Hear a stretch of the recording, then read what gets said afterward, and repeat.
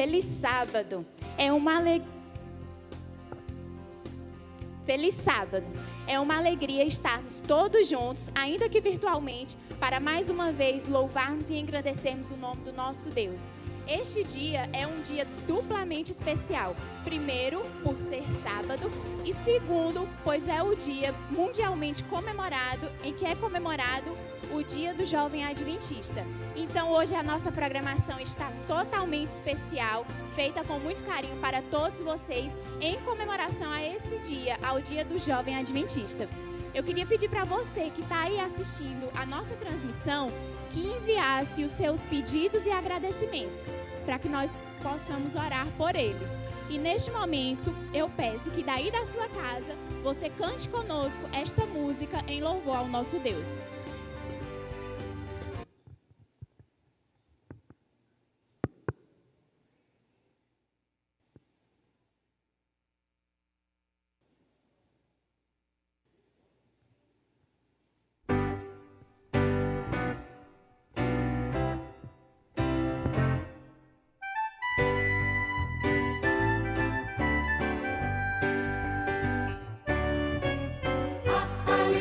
Está no coração de quem já conhece Jesus. A verdadeira paz só tem aquele que já conhece Jesus. O sentimento mais precioso que vem do nosso Senhor é o amor que só tem quem já conhece Jesus. A alegria está no coração de quem já conhece Jesus. A verdadeira paz só tem aquele que já conhece Jesus. O sentimento mais precioso que vem do nosso Senhor é o amor que só tem quem já conhece Jesus. Aleluia. A alegria está no coração de quem já conhece Jesus. A verdadeira paz só tem aquele que já conhece Jesus. O sentimento mais precioso que vem do nosso Senhor é o amor que só tem quem já conhece Jesus. Que só tem quem já conhece Jesus. Que só tem quem já conhece Jesus. Que só tem quem já conhece Jesus.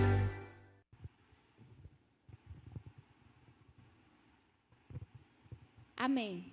Neste momento, nós teremos uma oração especial. Vamos orar. Senhor Deus, obrigado pelo sábado que o Senhor nos concede. Obrigado por tuas bênçãos que o Senhor derrama sobre nós. Que o Senhor possa atender os pedidos de oração dos teus filhos de acordo com tua vontade. Que o Senhor possa também curar os doentes e consolar aqueles que perderam algum ente querido. Que o Senhor possa nos abençoar nesse sábado, a programação do Dia do Jovem Mundial dos Jovens, que o Senhor possa abençoar os jovens. E também que possamos dedicar esse tempo para te adorar, mesmo estando em nossos lares, que possamos não nos distrair com as coisas da nossa casa. Nos abençoa, é isso que eu te peço e agradeço. Em nome de Jesus, amém. Neste momento, nós iremos ouvir o Provai e Vede. Não, o Informativo Mundial das Missões. Perdão.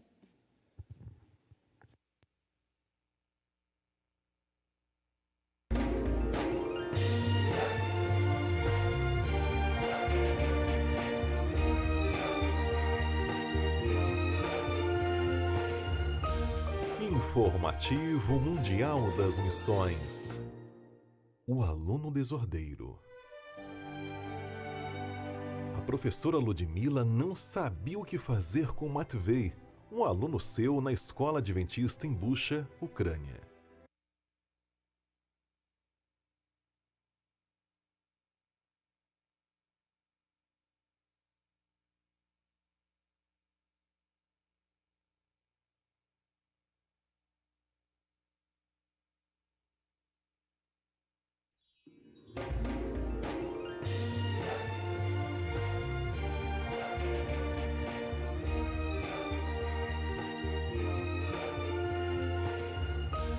Informativo Mundial das Missões. O aluno desordeiro. A professora Ludmila não sabia o que fazer com Matvei, um aluno seu na escola adventista em Busha, Ucrânia. O garoto não era comportado. Quando tinha uma dúvida, por exemplo, ele levantava e gritava para a professora. Ludmila explicou para Matvei sobre levantar a mão para falar e não gritar, mas nada adiantava. Matvei também tinha problemas para fazer amigos. Ele vivia brigando e acabou sendo excluído pelos outros alunos. Era o primeiro emprego de Ludmila como professora e ela queria ajudar o garoto a ser comportado e fazer amigos. Certo dia, enquanto voltava da escola, Ludmila orou. Senhor, me dê sabedoria para educar essa criança. Na manhã seguinte, ela orou novamente para Matvei ser uma pessoa melhor e fez isso por 6 semanas. Então, a professora notou uma grande mudança em sala de aula. Matvei parou de gritar e se levantar. Ele também parou de bater nos outros colegas. Ao contrário, passou a ser prestativo e gentil. Certo dia, por exemplo, um garoto perdeu o lápis e Matvei disse: "Pegue aqui o meu." Ludmila ficou maravilhada. E quando um outro aluno viu que Matvei precisava de um lápis, emprestou dele. Matvei começou a fazer novos amigos. Essa foi uma grande experiência para Ludmila. Ela ressalta que Deus é paciente com todos nós, assim como foi com Matvei. Parte da oferta do trimestre irá ajudar a escola onde Ludmila trabalha a ter um prédio próprio. Atualmente, a escola usa salas emprestadas do Centro Adventista de Educação Superior da Ucrânia, em Busha. Sejamos liberais.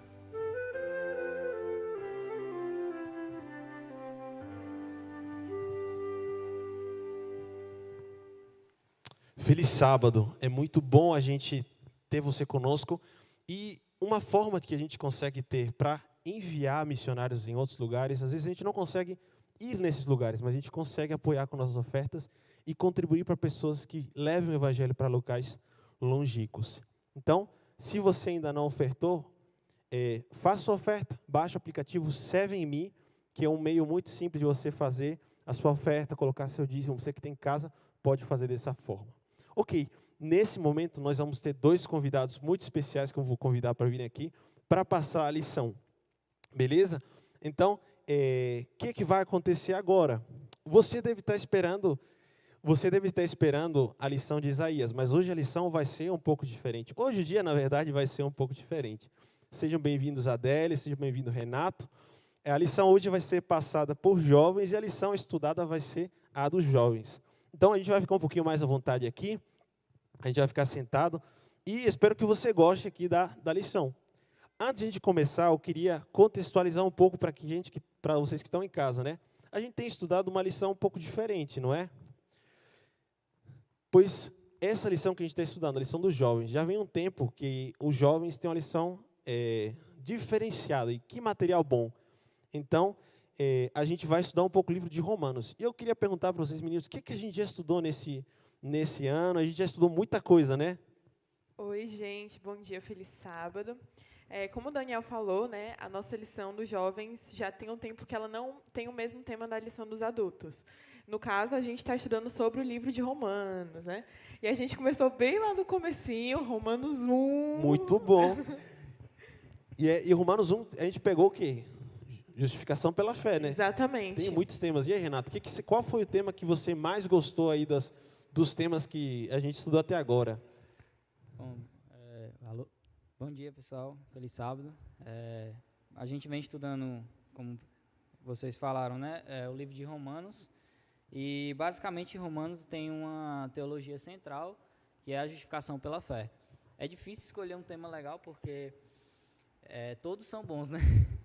É verdade. Porque é um tema assim, que é bem crucial tanto para os que estão entrando, né, estão sendo convertidos, estão se entregando a Jesus, né, como para a gente que está já na fé e precisa reavivar na fé cada vez mais. Então, eu acho que um tema importante é esse, é o tema central que percorre toda a carta, que é a justificação pela fé, né? a salvação de Cristo. Perfeito. Eu acho que, assim, Romanos é um livro escrito por Paulo, né? É uma carta, na verdade. E é muito interessante, porque Paulo foi um dos escritores da Bíblia que mais foi controverso, né? Então, esse capítulo especial que a gente está estudando essa semana, que é Romanos 14, foi um capítulo que, assim, a gente fica meio... assim como vários dos outros assuntos que a gente debateu ao longo do trimestre, né? Momentos que Paulo confrontava muito a elite da época e acabava confrontando muitos dos preceitos que a gente ainda segue hoje, né? Com certeza. Pois então, nosso livro hoje, o nosso estudo hoje vai ser baseado no capítulo 14 de Romanos. A gente está chegando no final da carta e vem polêmica. Será que vem polêmica? Acho que vem uma polêmicazinha, talvez, né? Ou não sei, vamos ver. Então, você que tem casa, por favor, abra sua Bíblia lá em Romanos 14, e a gente vai ler do 1 até o 5, tá? A gente pode revezar aqui, cada um lê um, até a gente finalizar. Então, se você encontrou, diga amém na sua casa. Vocês encontraram? Encontraram, né? Encontrei, amém. Muito bom.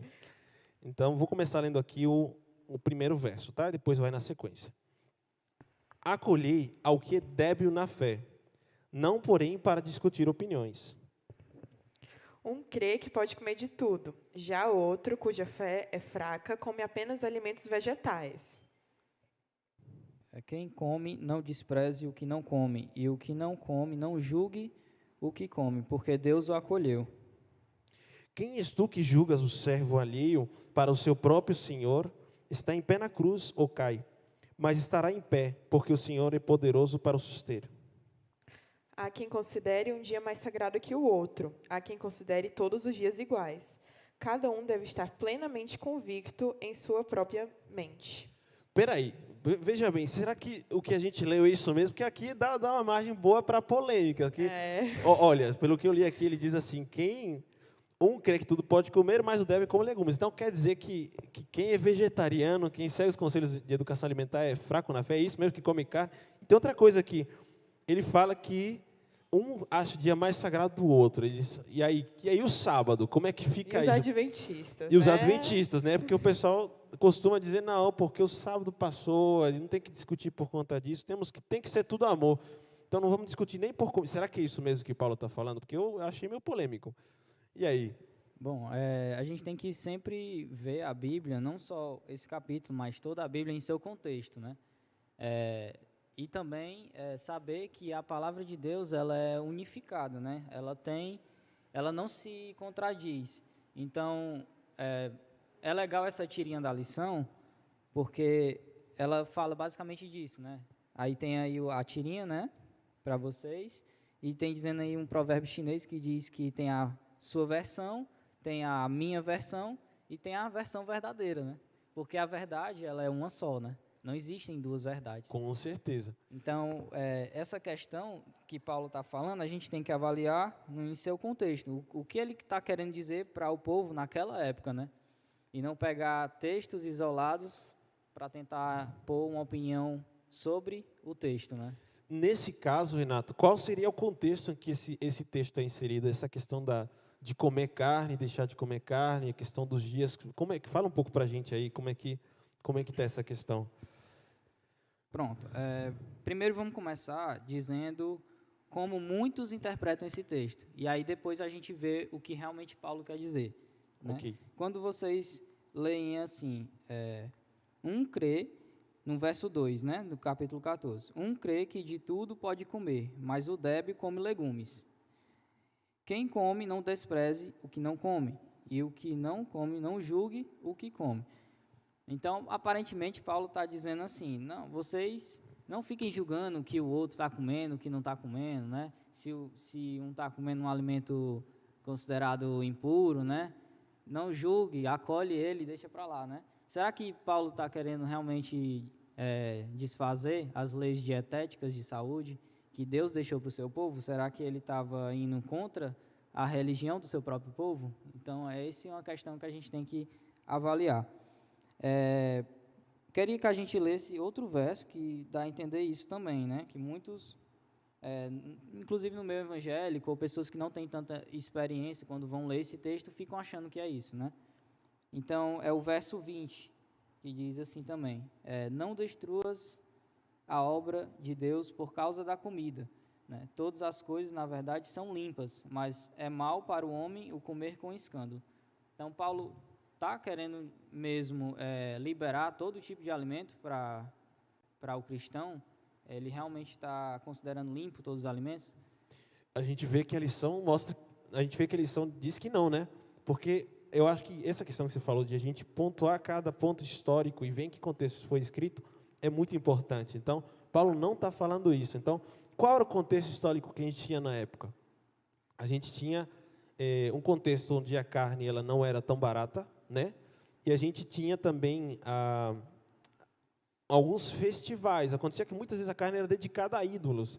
E tinha alguns festivais onde as pessoas mais pobres, elas só conseguiam comprar carne porque tinha muita carne sacrificada, então, muita oferta no mercado, os sacerdotes não conseguiam comer tudo e eles vendiam mais barato. E aí o pessoal mais pobre, digamos assim, podia comprar carne para comer, que era um alimento um pouco mais caro. E mesmo quem tem um pouco mais de dinheiro, às vezes ficava na dúvida se aquela carne tinha sido ou não dedicada para ídolos. Então, a questão é que podia ser uma carne envolvida na idolatria, né? Exatamente. E aí o povo de Deus querendo se preservar, alguns escolhiam não comer, né? Alguns escolheram. Mas é curioso isso, porque para alguns aquilo não tinha problema, porque alguns acreditavam, veja bem, não existem ídolos, então a dedicação a isso não significa coisa alguma. Mas tinha outros que o Paulo chama de débeis na fé, a gente tem outro termo também que a Adele vai colocar, que eles achavam, não, eu não vou comer porque eu estou como se eu estivesse adorando. Então era um assunto polêmico, não era algo que estava bem definido dentro do contexto, e Paulo diz, calma, o importante não é vocês brigarem por conta disso, né? E o sábado? E o sábado? E o dia, né? E o sábado, Renato? Pronto, é a mesma questão, né? Paulo aparenta estar falando de uma coisa, mas realmente temos que ver o contexto. Então, para introduzir a questão dos dias da semana, né? No caso dos dias que são consagrados a Deus, no caso para a gente, o sábado, né? Então, ele fala lá no verso 5, né? Do capítulo 14. Um faz diferença entre dia e dia, outro julga iguais todos os dias. Cada um tem a opinião bem definida em sua própria mente. Então, parece que Paulo está dizendo assim, se você quer a sexta-feira, fique com a sexta. Se você quer o sábado, fique com o sábado. Se você quer o domingo, fique com o domingo. A sua consciência é quem vai mandar. Parece um negócio que a gente escuta muito hoje, que é tipo, fique com a sua verdade, cada um tem a sua verdade. Será que é isso mesmo? E aí, é isso mesmo? Pronto, essa é a questão. Então, voltando aí um pouco na questão do alimento, porque vamos falar basicamente dessas duas vertentes, né, dos alimentos e da questão dos dias que são consagrados a Deus, a gente precisa ver o contexto e também ver outros textos de Paulo que falam sobre o mesmo assunto. Porque, na verdade, isso é um princípio da hermenêutica, a interpretação bíblica, né? É você procurar o contexto e também outros versos, textos bíblicos que falam sobre o assunto para ver o que realmente Paulo quer ensinar, né? Então, para a gente entender um pouco sobre isso, eu queria que a gente fosse para 1 Coríntios 8. Então, você que está em casa pode pegar sua Bíblia e ir lá para 1 Coríntios 8, porque Paulo vai estar falando um pouco sobre isso, né? E essa carta de 1 Coríntios, ela foi escrita aí pela mesma década de Romanos, né? Então, ainda está dentro um período próximo, né? 1 Coríntios 8, lá no verso 4, ele vai falar assim. Só um minutinho.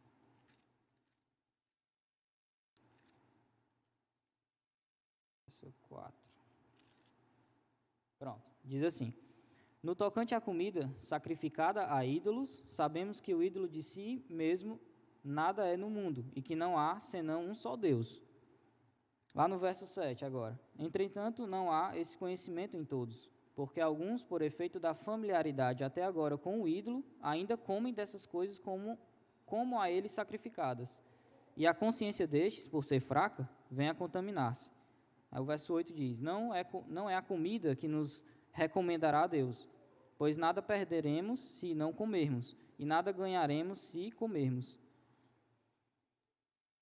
Então, Paulo está falando sobre a questão da carne sendo sacrificada a ídolos, né? Então, não é questão dos alimentos, de todos os alimentos, principalmente de Levítico 11, né?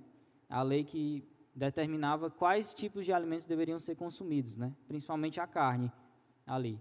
Então, quando Paulo fala sobre os débeis na fé em Romanos, aqui em 1 Coríntios 8, ele também utiliza o mesmo termo. Então, ele está falando sobre o mesmo assunto.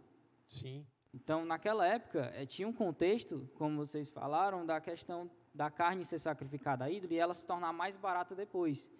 E aí, pessoas que eram recém-convertidas ao cristianismo da época, né, que Paulo ensinava, tinham essa mentalidade de pensar que, ao comer aquela carne, iriam se tornar contaminados, porque ela tinha sido previamente sacrificada a um ídolo. E assim elas estariam contaminadas, sendo que só há um Deus, os ídolos, na verdade, não existem. Então, na verdade, não foi sacrificado a ninguém. É só um ritual da mente humana que criou, né? Mas é interessante que Paulo toma esse cuidado para... ele fala, inclusive, no verso seguinte, Coríntios 9, vede, porém, que esta vossa liberdade não venha, de algum modo, a ser tropeço para os fracos. Então, é como se a gente começasse a enxergar que o sentido... A ideia principal do texto não é falar sobre comida, não é falar sobre sábado ou sobre outro dia de adoração, né? E eu acho que é interessante porque, à primeira vista, a gente pensa que é isso. Só que quando a gente termina de ler Romanos 14, vendo esses textos complementares, a gente entende que Paulo está querendo ensinar uma lição que é muito mais importante, que vai muito além da comida, vai muito além do dia. Mas é importante justamente a gente explicar que não é que Paulo estava querendo abolir aquelas leis que a gente tem como verdadeiras, até hoje, inclusive, né? E é interessante, sobre os dias a gente acabou não comentando, mas existiam várias festas de jejum. Então, alguns achavam, não, essa festa aqui ela é muito importante, a gente tem que guardar essa festa. E eu dizia, não, cara, isso aí nada a ver, porque é tradição judaica. Jesus já veio, já morreu por nós, e aí ficava essa intriga, né, entre, eu tenho que guardar a festa, eu tenho que guardar a festa. Trazendo para o contexto dos dias atuais, seria tipo o Natal. Olha, acho que o Natal é um bom exemplo. Quem já não viu discussão, olha, eu acho que a gente não deveria comemorar Natal, porque, olha só, Jesus nem nasceu no Natal, Jesus nasceu lá perto da Páscoa, numa outra data. E aí outros ficam, não, mas Natal é um simbolismo. Biblicamente, não temos nada que indica isso. É mais uma questão de tradições.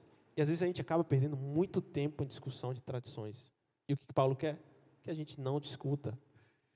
Exatamente, eu acho que essa é a ideia principal, é a ideia de que o que importa é a união, o que importa é que você se dê bem com o seu irmão. Então, se o exercício da sua liberdade está atrapalhando a comunhão do seu irmão, aí sim você está no erro, né? Mas o que importa não é necessariamente o dia que você vai guardar, o dia que você vai comemorar o Natal ou não, mas sim que seu relacionamento com o seu irmão mantenha-se bem, né? E aí, traz uma reflexão para a gente. Será que na nossa igreja tem gente que gosta de uma discussão, tem gente que gosta de uma treta, uma brigazinha, um debate, uma coisa mais acalorada, um barracozinho? Será que tem? Eu acho que não sei.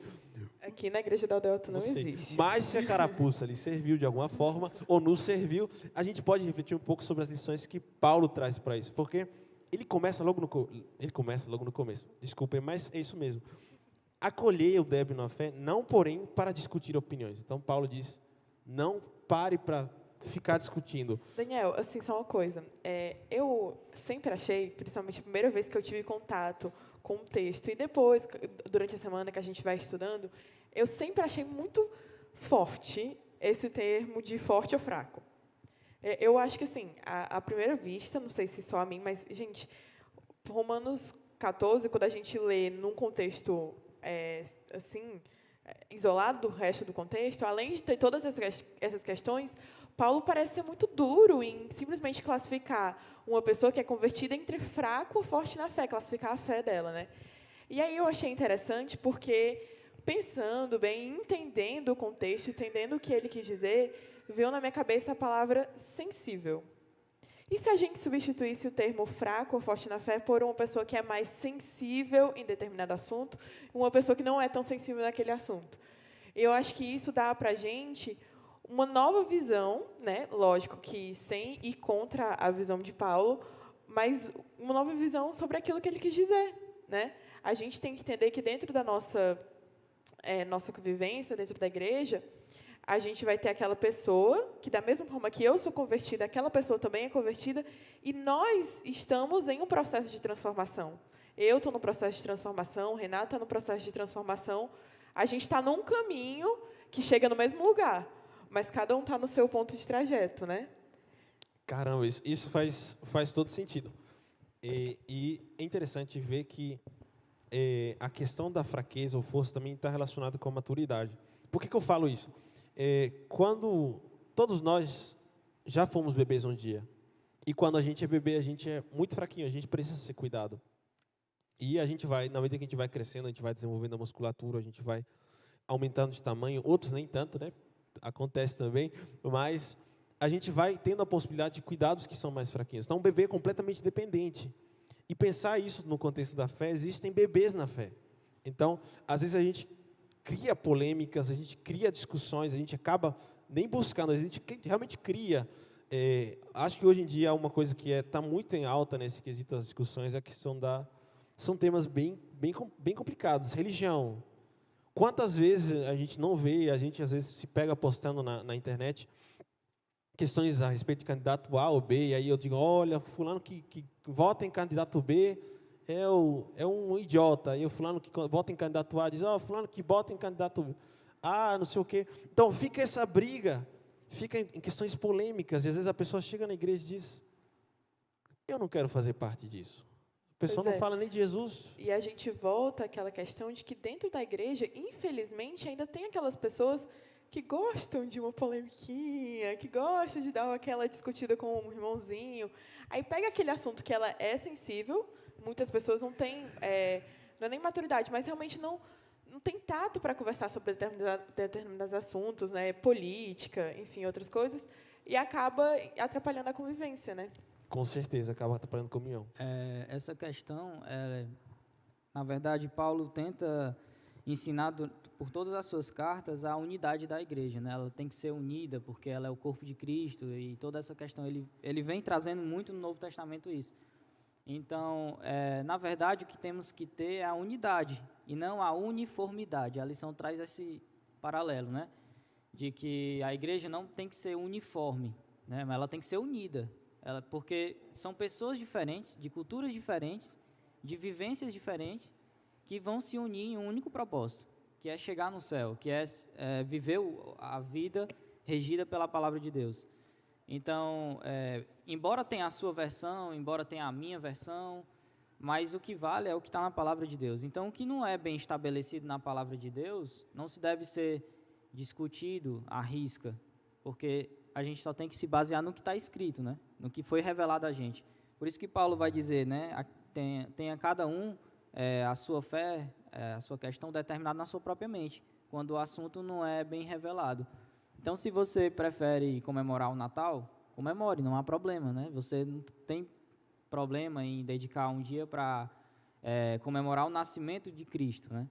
Seja em qual época do ano que for, né? Agora, quem não quer também não tem problema. Então, Paulo vai ensinar isso, né? Cada um tenha o seu modo de relacionamento, a sua consagração com Deus. Agora, claro que isso não pode interferir nas verdades ensinadas na Bíblia. Mas, né? Renato, você falou uma coisa que eu fiquei, assim... Na verdade, eu estudando a lição, eu fiquei com uma pulguinha atrás da orelha. Você comentou que, às vezes, tem certos assuntos que a gente não tem toda aquela clareza. E que, talvez, às vezes, é melhor não entrar naqueles assuntos para a gente, enfim, não criar polêmicas, propriamente ditas. Mas você não acha que, às vezes, é necessário a gente discutir alguns assuntos para, enfim, quebrar paradigmas e para crescer?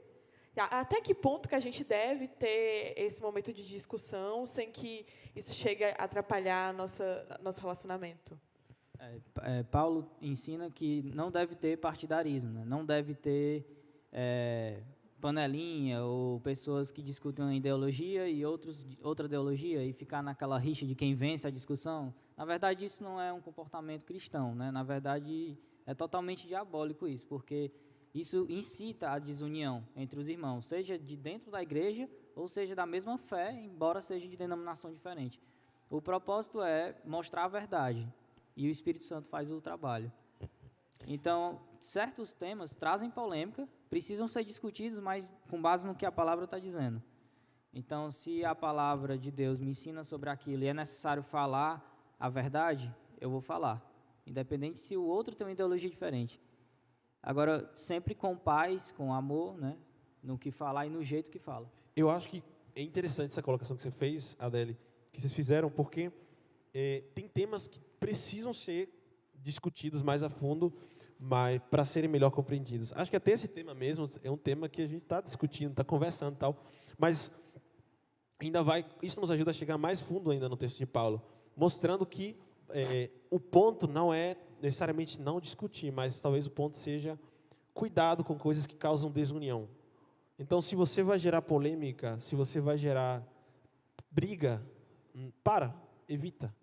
Agora, é verdade, se nós temos que ter maturidade, nós temos que ter bom senso, porque nós tem coisas que a gente precisa estudar, tem vezes que a gente vai chegar com um amigo, a gente vai conversar, a gente vai ter alguma discussão mais aprofundada, até sobre temas polêmicos que podem abalar a nossa fé, mas é interessante que a gente não tem que fazer isso para ganhar uma discussão, para ter a razão, mas sim para a gente ter um aprofundamento na palavra. Humildade, né? Ter humildade. Entender que talvez aquela pessoa, como a gente falou, né, tá no caminho lá atrás da fé. Talvez ela realmente ainda não tenha o discernimento para entender aquela questão. E às vezes é melhor você, enfim, em vez de ficar batendo de frente com a opinião da pessoa, você ter misericórdia, entender. Lógico, sem ser soberbo nem nada, mas sempre procurando o bem comum e o bem da pessoa, né?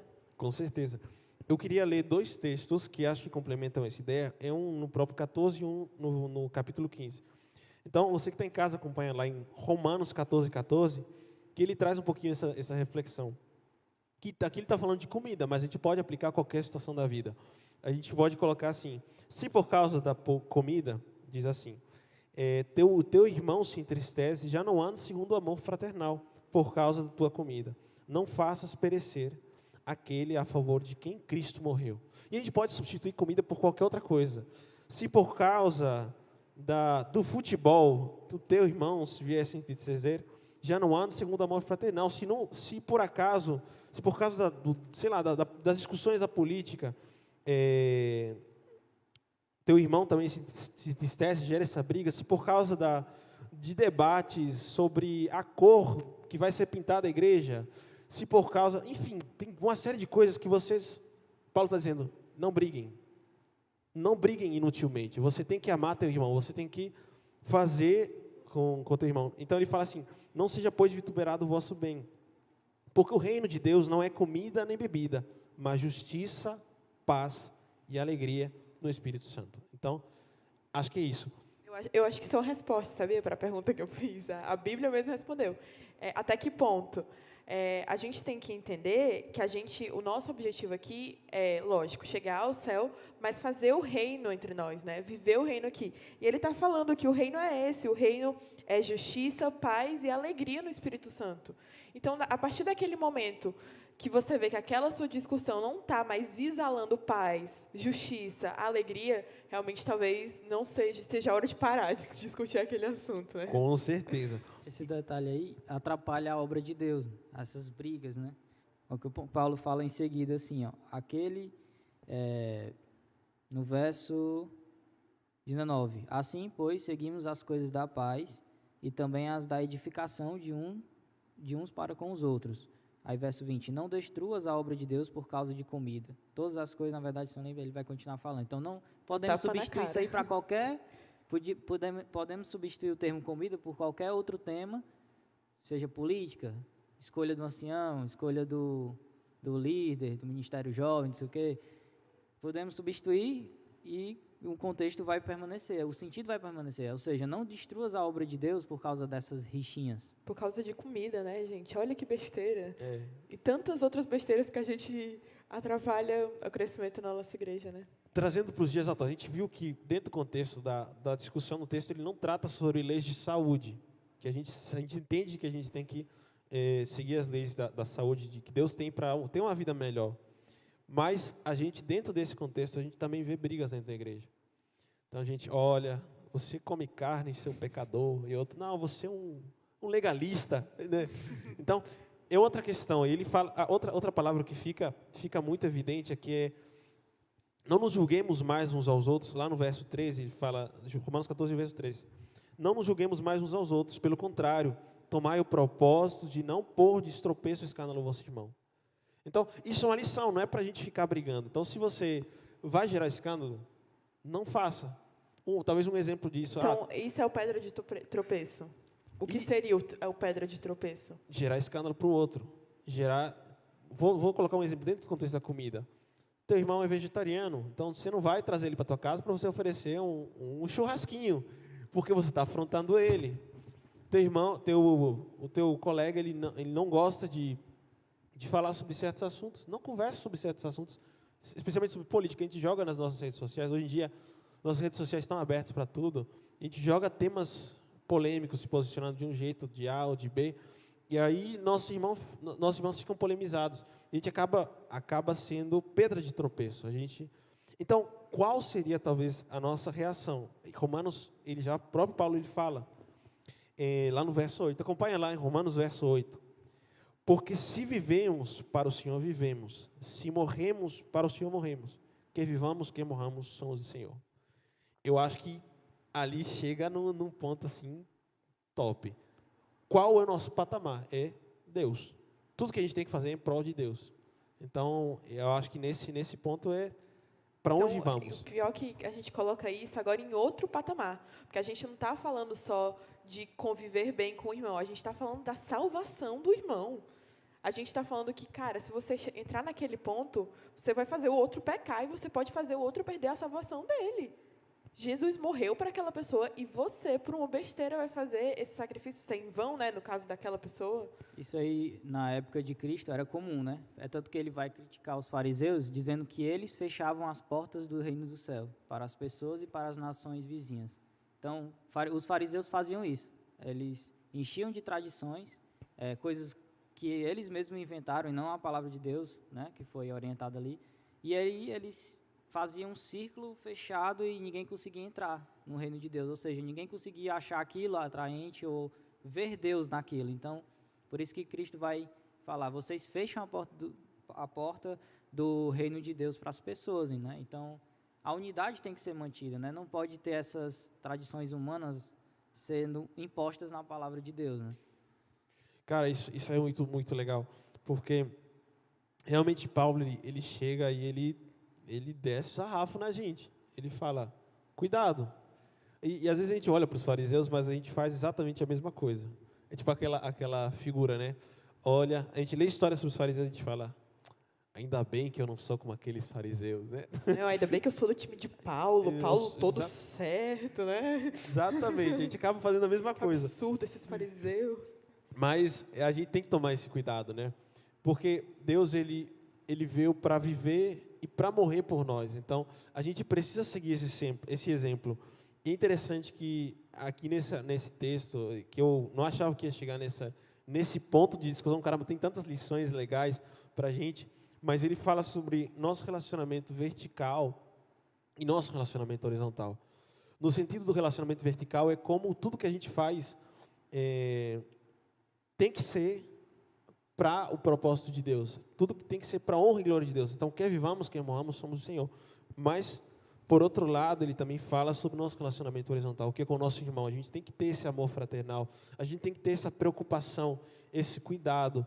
Então, com aqueles que estão, talvez, num ponto mais inicial da caminhada da fé. E como isso é importante, né? A gente apoiar uns aos outros. Às vezes, quando a gente está a ponto de apresentar o evangelho para outra pessoa, a gente costuma ter tanta misericórdia, tanta paciência, porque a gente entende que aquela pessoa é uma pessoa que, por exemplo, uma pessoa que não é adventista, ela não sabe da verdade do sábado. Então, quando a gente vai explicar para aquela pessoa que é de fora, a gente vai com todo amor e paciência. E com o meu irmão, né? Paulo aqui, ele está falando para os de dentro. Ele está falando para mim, está falando para o Renato, está falando para o Daniel, está falando para a maioria das pessoas, enfim, que são da nossa igreja. Então, olha isso, a gente acaba afastando o nosso relacionamento com pessoas que enfrentam as mesmas lutas que a gente, que enfrentam as mesmas batalhas espirituais do que nós, né? Então, que triste, né? Com certeza. Lá em Romanos 15, ele tem um texto que acho que traz essa questão de forma muito bacana. Acompanhe com você que está em casa, acompanha conosco, Romanos 15, verso 1. Vamos ler até o verso 4, tá? Eu vou ler o primeiro, vocês vão ler no seguinte. Ora, nós que somos fortes devemos suportar as debilidades dos fracos e não agradar-nos a nós mesmos. Cada um de nós deve agradar ao seu próximo para o bem dele, a fim de edificá-lo. Porque também Cristo não se agradou a si mesmo. Antes, como está escrito, as injúrias dos que te ultrajavam caíram sobre mim. Eita, sou eu. Pois tudo que quanto outrora foi escrito para o nosso ensino foi escrito, a fim de que, pela paciência, pela consolação das Escrituras, tenhamos esperança. Então, tudo que a gente faz tem que ser para edificação da igreja, tem que ser para edificação do corpo de Cristo, para que a gente possa crescer juntos, para que a gente possa crescer em unidade e não necessariamente uniformidade, porque cada um dos que estão assistindo, cada um de nós que estamos aqui, somos diferentes. Deus nos fez diferentes, isso é fantástico. Mas Ele quer que a gente... Isso é essencial também, né? Com certeza. Para o corpo de Cristo. Imagina, gente, a gente é um corpo. Cada parte do nosso corpo tem uma função. Cada parte do corpo, ela é específica, ela é diferente. Se a gente tivesse todos os tecidos iguais, não funcionaria, a gente não teria vida, né? E o melhor de tudo, todo o nosso corpo, com suas diferentes funções, são guiadas pelo mesmo órgão, que é a cabeça, que é Cristo, né? É fantástico isso. E a gente tem que ter cuidado para não escandalizar o irmão, né? Não afetar os outros membros do corpo, né? Porque o corpo ele funciona todo unido, né? Paulo vai trazer essa figura de linguagem, né? O corpo de Cristo é a igreja, né? O dedo do pé, o olho, o ouvido, todos têm uma função e todos são interligados, né? Cada um é importante, um não vive sem o outro, né? Então, o que fazemos para a gente, para o outro, interfere toda a igreja e interfere a obra de Deus. Então, essa questão do relacionamento horizontal, o que a gente faz com o outro também afeta o relacionamento da gente vertical e o do outro também com Deus. Então, isso é uma coisa séria, porque está tudo bem interligado, né? A gente tem que ter cuidado. E se o nosso relacionamento horizontal, quero dizer, se eu não estou me dando bem com o Daniel, provavelmente significa que eu não estou me dando bem com Deus. Porque a partir do momento que eu estou bem com Deus e eu falo para Ele, me transforma e age dentro de mim, é natural que eu também consiga me dar bem com o meu próximo, né? E isso é muito interessante, né? Mas é isso mesmo, é isso mesmo. E, gente, a gente já está chegando nos minutos finais da nossa lição e, cara, uma discussão muito boa.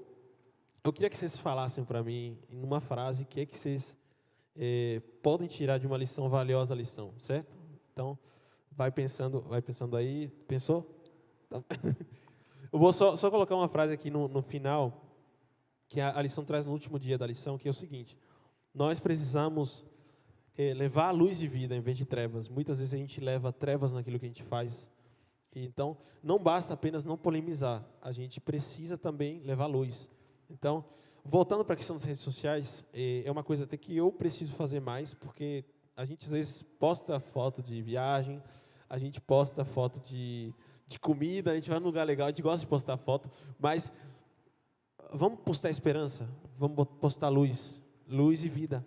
Vamos não só postar também, mas viver luz e vida, não dividir as trevas. Então, acho que essa seria a minha frase da lição. E aí, vocês, o que vocês... A minha frase não vai ser uma frase, vai ser uma oração. Oração que quero dizer gramatical, porque vai ter um verbo, vai ser reflita Jesus. Muito bom. Eu acho que... Agora eu vou explicar. Eu acho que quando a gente refletir Jesus, envolve todo um processo, né? Envolve o processo de você aceitar a graça, envolve o processo de você se entregar e ser permitido ser transformado. E aí, depois de transformado, envolve o processo de você viver com os outros, né?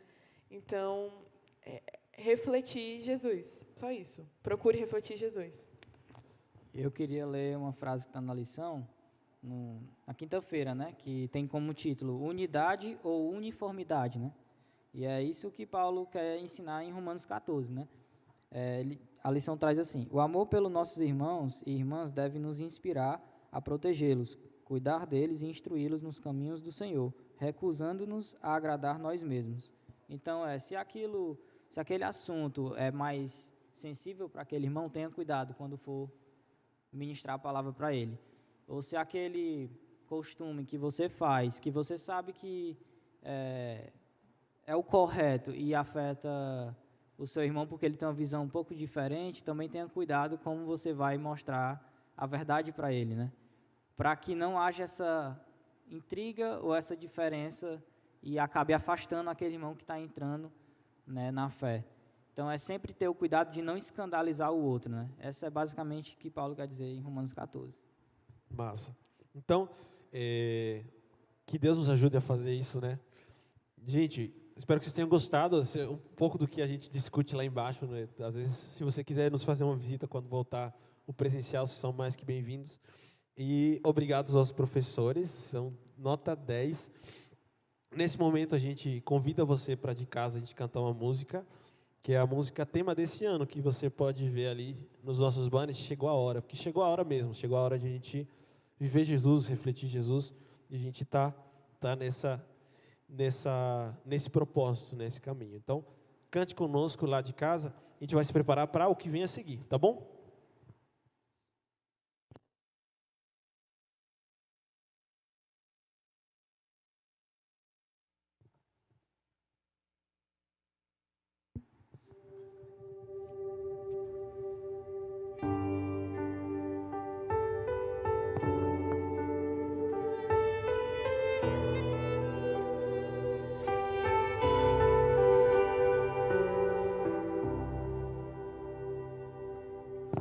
Mais importante que sonhar é entender teus planos, teus sonhos realizar. Hoje em espírito e verdade nós te seguiremos sem olhar para trás. Então chegou a hora de unirmos a voz e o coração pulsar ardente em teu amor. Nos rendemos, nos rendemos. Chegou a hora de levantarmos a voz. Chegou a hora de erguermos nosso louvor, meu Senhor. Em ti a vitória, sem temor, a ti damos glória. Chegou a hora.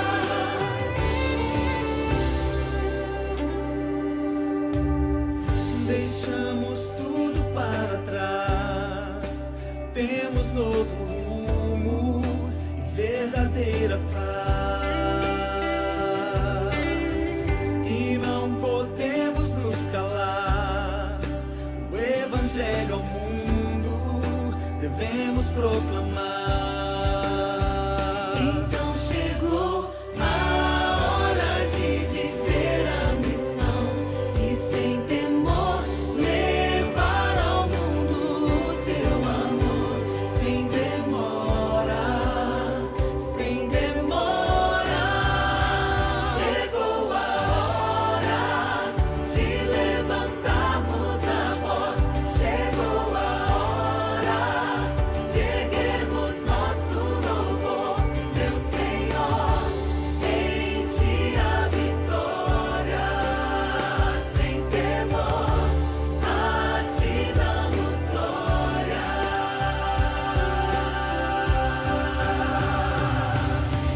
Glória, glória, aleluia. Nosso Rei em breve virá, Ele em breve virá. Glória, glória, aleluia. Vem e reina neste lugar, reina neste lugar. Glória, glória, aleluia. Nosso Rei em breve virá, Ele em breve virá.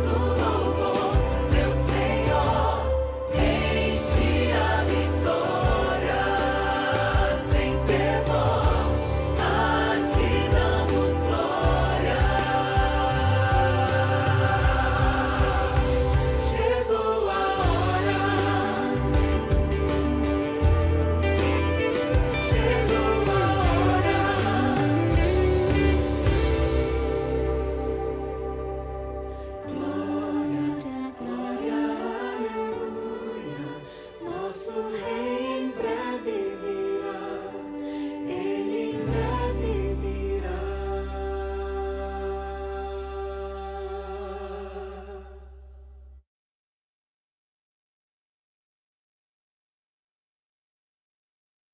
Parabenizamos aos jovens no Dia Mundial da Juventude Adventista e a você que está nos seguindo pelas redes sociais. Queremos comunicar à igreja e a você que está nos assistindo através das redes sociais que foram criados grupos de oração para poder melhor atender a igreja. Então, se você quer fazer parte de um grupo de oração, o pessoal da mídia vai colocar o número de telefone aí para que você possa ver, o 989-484005, ok? Então, esses grupos de oração servirão para que você possa colocar seus pedidos de oração. 12 anciãos da igreja vão estar pastoreando esses grupos. Não somente serão grupos de oração, serão grupos para poder fazer o pôr do sol, e queremos a toda a igreja convidá-los para hoje à tarde teremos nosso pôr do sol às 5h30 da tarde, ok? Então será feito um programa muito especial, será feito via Zoom e através também do YouTube. Os grupos que foram criados são os seguintes: Judá, Betel, Arautos, Orion, Graça, Esperança, Ebenezer, Shalom, Gideões, Israel, Alegria e Ágape. Então, está feito o convite para que você possa participar dos grupos de oração. Repito novamente o telefone através do qual você pode enviar seu zap para poder participar dos grupos de oração, 989-484005. Através destes grupos também estaremos trabalhando para fazer arrecadação de alimentos e suprir as necessidades de aquelas pessoas que estão necessitando de nossa ajuda. Que Deus abençoe você, sua família.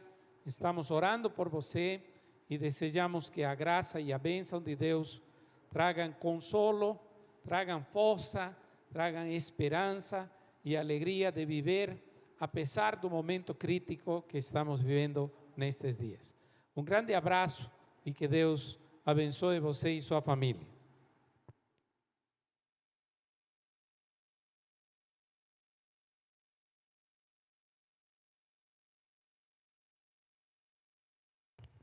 Oremos. Senhor, obrigada. Obrigada porque é sábado, porque respiramos, porque estamos saudáveis, porque estamos na Tua casa. Te pedimos por aqueles que não estão em nossas condições de saúde hoje, ser com eles, cura-os, envia Teu Santo Espírito e os conforta. Senhor, nós queremos muito comemorar e estar em festa nesse Dia Mundial do Jovem Adventista. Então, por favor, nos usa para levar cura, para levar conforto para as pessoas que não podem festejar agora. Por favor, ser com esse culto, aceita o nosso culto, nos usa para levar a Tua palavra a todo mundo, já desde agora, em nome de Jesus. Amém.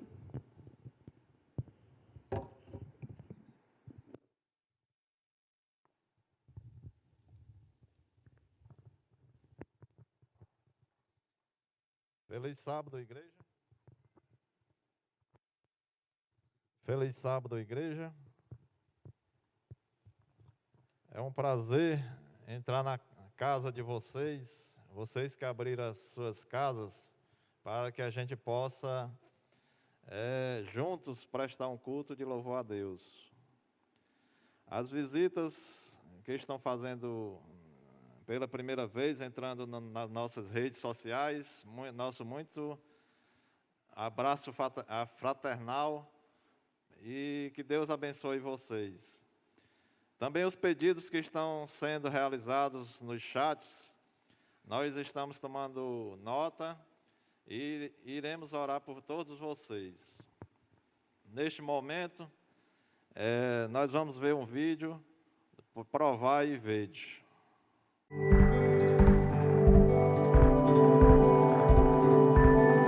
Provai e vede. História de hoje: Entre Deus e a namorada.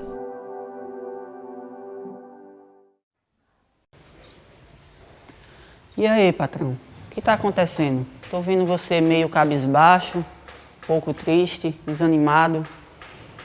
Edson, na verdade, alguns problemas, né? Eu vejo a academia ainda está um pouco vazia, não está do jeito que eu esperava. Algumas contas para pagar e não estou vendo ainda um bom resultado. Você já conversou sobre isso com o seu sócio? Eu não tenho sócio, não acho legal trabalhar em sociedade, não acho interessante, não pretendo ter sociedade. Você é um homem de Deus. Eu vejo você já como adventista do sétimo dia. Você não gostaria de visitar a minha igreja? Olha, Edson, eu já falei para você, eu tenho as minhas convicções bíblicas e não gostaria que você insistisse nisso. Mas, se você tiver um estudo, me entrega, eu quero fazer sozinho. Resolvi então ouvir as palavras daquele funcionário e sozinho, na minha casa, eu comecei a fazer os estudos bíblicos que ele me deu. Como eu já gostava de ler a Bíblia, aquele estudo me abriu a mente para eu conseguir entender muitas coisas que até então ainda eram um mistério para mim.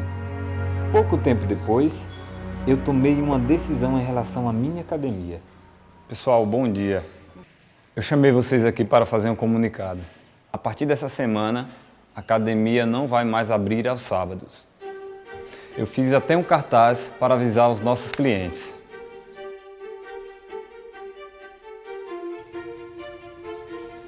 O que foi aquilo? Ficou louco? Que negócio é esse? De fechar a academia aos sábados? A gente já não conversou sobre isso? Você está misturando namoro, trabalho, religião? O que aconteceu com você? Você sabe que eu não gosto desse negócio de igreja. Se for para continuar assim, nosso namoro acaba aqui, agora. Tá bom. Se é assim que você quer. Entre você e Deus, quem você acha que eu vou escolher? Pode ir. Vá em paz.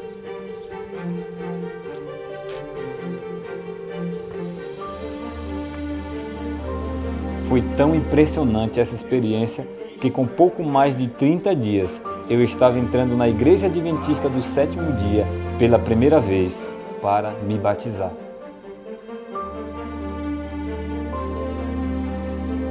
Eu entendi que Deus estava conduzindo a minha vida e de maneira muito rápida. Ele agora era o meu sócio. Hoje, a academia triplicou o número de clientes e tenho perspectiva de crescer ainda mais. Então, João 13:35 nos lembra que nas sextas-feiras, no pôr do sol, eu fecho a academia e faço o culto de entrada do sábado com os meus funcionários. Assim como o estudo bíblico transformou a minha vida, após batizado, eu passei também a dar estudo. Estudei a Bíblia com 15 pessoas e, pela honra e glória do Senhor, as 15 pessoas também foram batizadas. Com a graça de Deus, hoje sou ancião jovem, dirijo um grupo de louvor e participo de todos os programas evangelísticos da minha igreja. O amor de Jesus me atingiu de forma fulminante e eu convido você a entregar a sua vida nas mãos desse Deus tão maravilhoso. Provai e vede. E agora eu os convido para este momento especial de adoração através dos dízimos e das ofertas. Que Deus os abençoe.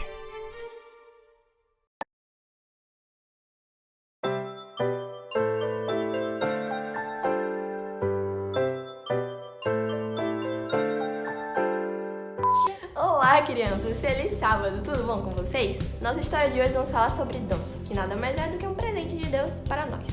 Ele concede dons a todas as pessoas. E eu queria saber, vocês já sabem uma coisa que vocês são muito bons? Na Bíblia temos muitas histórias sobre pessoas diferentes que tinham dons e talentos diversos. Eu vou falar para vocês algum desses dons sobre uma pessoa específica. E vamos ver se vocês acertam de quem que eu tô falando. Vamos lá? Então, esse personagem, ele era um ótimo lutador. Sabia usar a funda tão bem que conseguiu enfrentar até um gigante.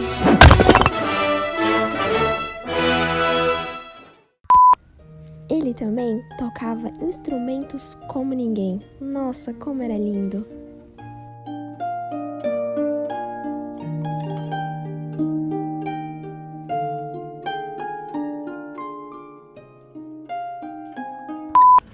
E cuidava com muito amor, mas muito amor mesmo, das suas queridas ovelhas.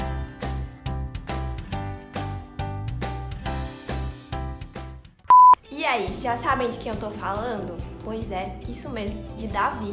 E além dessas coisas, ele também era um ótimo escritor. E eu vou ler pra vocês aqui na Bíblia uma coisa que ele deixou pra gente. Tá escrito lá no Salmos 23, no versículo 1, que diz assim: O Senhor é meu pastor e nada me faltará. Nossa, que promessa, hein? Eu acho que esse versículo aqui vocês também já conheciam. Pois é, Davi conseguiu fazer muitas coisas e tudo que Deus concedia para ele, ele fazia para o bem para as outras pessoas. Que coisa legal, hein? Vocês também querem usar os seus dons, talentos para ajudar o próximo e continuar espalhando a mensagem de Deus? Eu espero que sim. E se vocês quiserem e ainda não sabem no que vocês são muito bons, a gente pode fazer, sabe o que agora? Orar. Então eu te convido agora para que a gente possa orar junto nesse momento, tá bom? Querido Papai do Céu, me ajuda a descobrir qual o meu dom e o que eu devo fazer com ele para ajudar as outras pessoas e espalhar o teu nome por toda a terra. Obrigada por tudo, em nome de Jesus. Amém. Tivemos já a adoração dos dízimos e ofertas, a adoração infantil. Agora vamos fazer uma oração. Pai querido, te agradecemos, Senhor, por este sábado, porque estamos aqui, Senhor, adorando nessa igreja virtual e que os membros, Senhor, que estão assistindo, estão sendo abençoados pela Tua palavra, Senhor. Também eles te adoraram com dízimo e ofertas e que a causa de Deus seja apressada com esses dízimos e com essas ofertas. E que eles mantenham, Senhor, nos seus lares a esperança da volta de Cristo. Apesar dessa pandemia, apesar dos problemas psicológicos, mas Tu sempre estás conosco. E essa esperança, Senhor, a bendita esperança da Tua volta, é que nos faz saber que seremos vitoriosos. Em nome de Cristo te agradecemos. Amém. A breve volta de Jesus nos dá a certeza de que Ele vai acabar com toda a dor, com todo o sofrimento que nós estamos passando. Mas enquanto isso não acontece, que está bem pertinho, o melhor lugar do mundo é nos braços de Jesus, é aos pés do Salvador. Por isso, canta com a gente essa música que fala de esperança, que tudo passa, mas aos pés de Jesus nós estaremos mais seguros. O mundo ainda existe beleza que alegram a vida e nos fazem sonhar.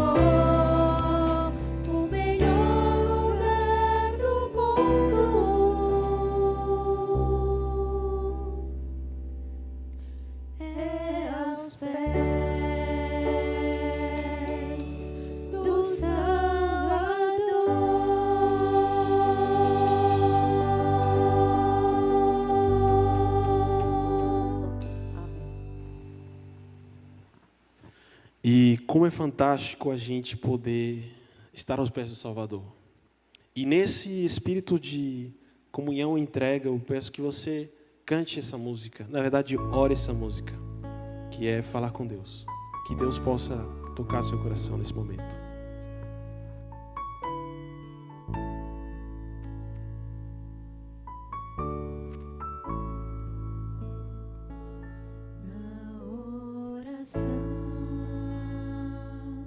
Encontro calma na oração, encontro paz, orar a Deus faz bem à alma, falar com Deus me satisfaz.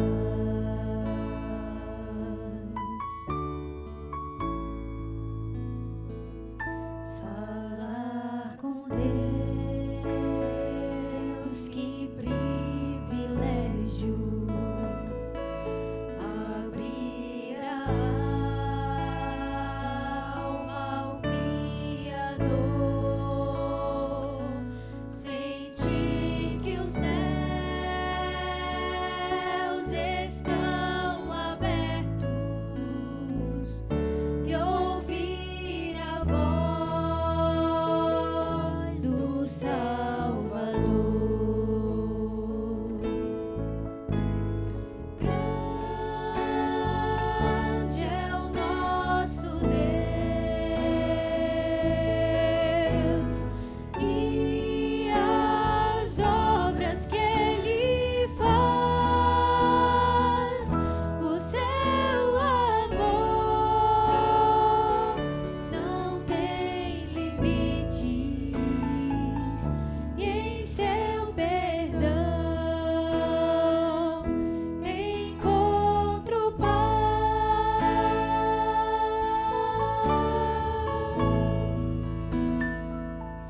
Falar com Deus é o que preciso, pois Ele é fonte de poder. Só nele a vida faz sentido, pois me dá forças pra viver.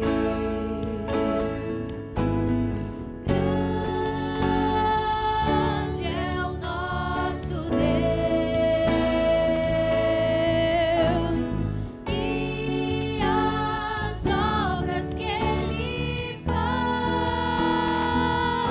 o seu amor não tem limites, e em seu perdão encontro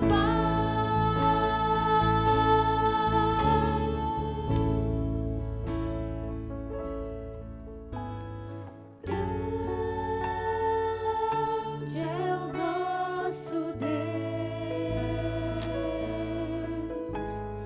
e as obras que Ele faz, o seu amor não tem limites,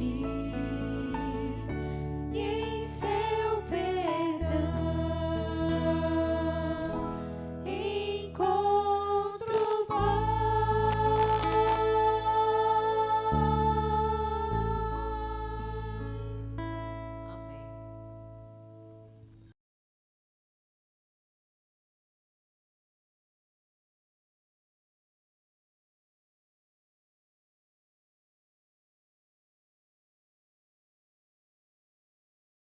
Agora convido a toda a igreja que nos assiste virtualmente, os que puderem, nas suas casas, nos seus lares, se ajoelhem para a gente falar com Deus neste momento tão solene.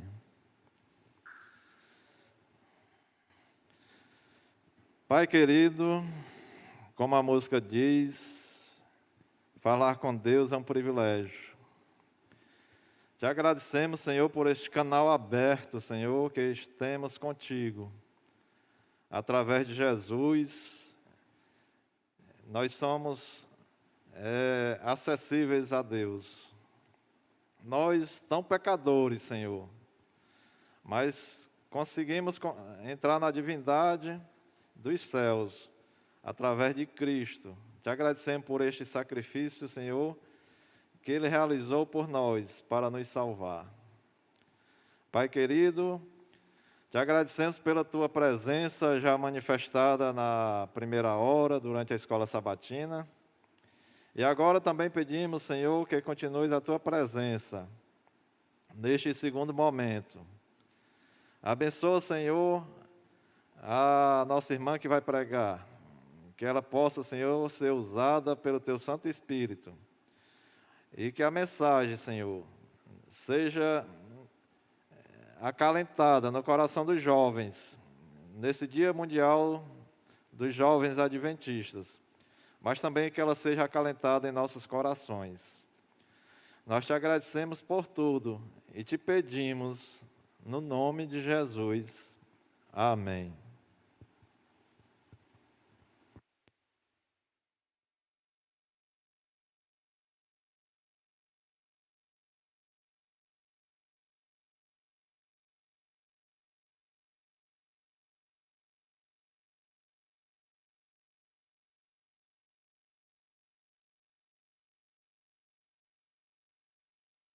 Feliz sábado.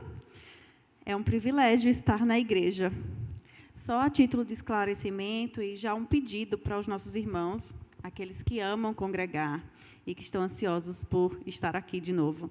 Nossa igreja, sim, está fechada. Então, só estão vindo à igreja aqueles que estão diretamente na programação. Então, se você não faz parte da programação, não foi escalado para estar aqui, permaneça em sua casa. Nós estamos nos esforçando o máximo que podemos. Está sendo difícil, ainda temos alguns problemas para fazer a transmissão, mas é nosso desejo que você cuide da sua saúde e esteja bem em casa, vendo a transmissão do nosso culto.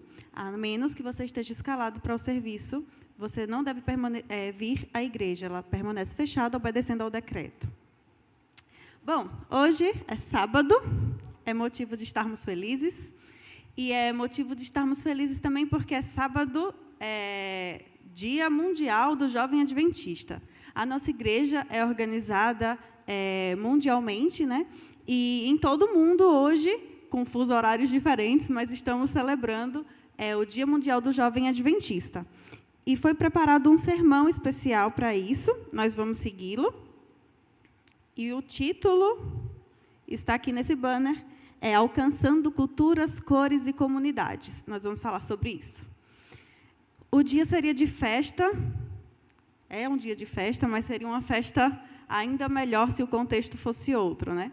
Eu estava pensando, hoje seria dia de igreja jovem, muito provavelmente, seria dia de identidade JA à tarde, ou seria um dia de Vjobs e a gente passaria o dia inteiro na igreja, comemorando e festejando a nosso modo, né?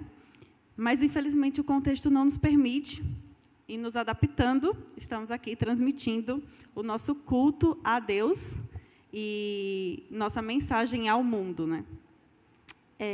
Infelizmente, essa semana foi uma semana triste, pesada, para mim em especial. Eu acho que agora, para todo mundo, a pandemia está um pouquinho mais perto da gente. Infelizmente, pessoas conhecidas nossas estão hospitalizadas. Nós tivemos a perda de um jovem adventista, né, no Brasil, lá em São Paulo, e aí todos acabamos sofrendo. Isso é muito triste, mas também nos desperta. Essa tristeza, essa inquietude que fica com a gente, nos liga o botão. É que essa inquietude, esse vazio, é o vazio da eternidade que foi colocado em nós, e só o eterno vai preencher, né? E o sermão de hoje vai falar sobre isso. O que é que a gente faz para acabar logo com isso, para chegar logo à esperança que a gente aguarda, que é viver no céu, onde não vai ter mais luto, nem pranto, nem dor, e Deus vai enxugar as nossas lágrimas. Sem querer deixar o clima triste, porque sim, é um dia de festa, é preciso que a gente reflita nos momentos em que estamos vivendo e que a gente entenda qual é a nossa missão agora, nesse momento. O que é que Deus quer para a gente agora, nesse contexto. A Igreja Adventista foi criada, foi fundada lá pelos pioneiros, depois de um desapontamento grande, em que todos estavam ali prontos, esperando que Jesus voltasse, e ele não veio, porque ninguém sabe o dia nem a hora. Os cálculos foram errados, mas daquele desapontamento surgiu a esperança. Sim, Jesus vai voltar. Não foi naquele dia, mas ele vai voltar. E essa é a esperança que move a Igreja Adventista e que deve nos mover agora, sim, nesse momento, infelizmente, não tão feliz, mas nesse dia de festa. É manter em nosso coração vivo a esperança do advento, a esperança que nos intitula Adventistas do Sétimo Dia, e esperar que Jesus vai voltar. E o que é que a gente vai fazer para isso? Vamos alcançar as culturas, as cores e as comunidades, todas do mundo, e então virá o fim. Em 1846, nossa igreja foi fundada mais ou menos em 1844, depois do grande desapontamento, né? Os pioneiros se reuniram e fundamos o movimento adventista. Em 1846, mais ou menos 2 anos depois, o Tiago White, um dos pioneiros, fez uma publicação. E nessa publicação foi a primeira vez em que ele chamou a Igreja Adventista de o povo remanescente. E aí eu fui lá procurar no Aurélio, e diz assim, o Aurélio dizia assim: remanescente é aquilo que resta, aquilo que sobrou ou que sobra, pessoa que permaneceu depois do fim de algo. Então, exatamente o que nós somos. Somos as pessoas que restaram depois daquele desapontamento grande que teve, que muitos descreram das promessas de Jesus. Os remanescentes continuaram acreditando, foram os que restaram. Em 1870, já um bom tempinho depois, a Ellen White escreveu e falou pela primeira vez uma de suas visões em que deveria se começar um movimento para todo mundo. O movimento do adventismo deveria parar de ser só aquela comunidade de estudiosos e cristãos, e essa mensagem precisava ser espalhada para todo mundo. E aí ela até fala assim, ela teve uma das visões em que ela via que os jovens deveriam começar a se preparar. Sim, é possível se preparar, é preciso se preparar. E ela falava assim, os jovens precisam se preparar, inclusive na familiarização de outras línguas, para que o evangelho seja pregado a todas as nações.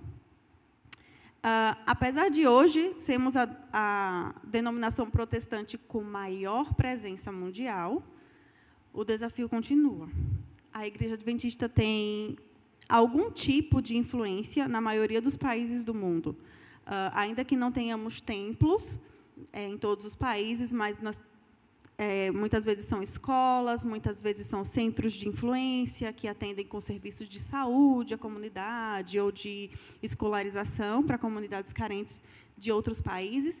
A Igreja Adventista está presente de alguma forma, ou presente até com missionários, eu não diria disfarçados, mas missionários que estão misturados na comunidade, porque são países onde não se pode revelar a identidade de cristão, né, sob a pena de morte, mas existem missionários nesses lugares, inclusive servindo de outras formas, mas tentando levar a mensagem do advento e a mensagem do evangelho eterno nesses países também. E, como eu falei, apesar de sermos uma instituição com presença mundial, o desafio continua.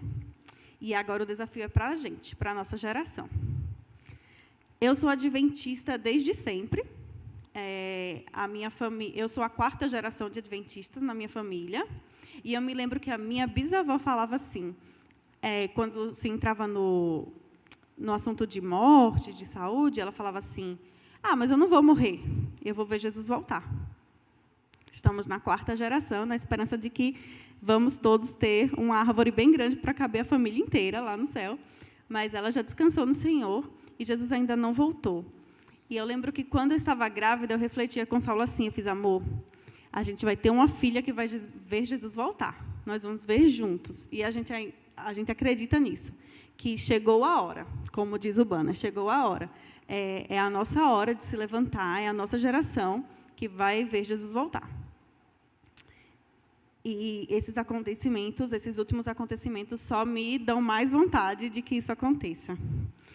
E o desafio dos remanescentes, dos jovens adventistas, é tornar isso realidade. O texto base do sermão é uma das mensagens angélicas, é a terceira mensagem angélica, e está lá em Apocalipse 14:6. Vamos abrir a Bíblia.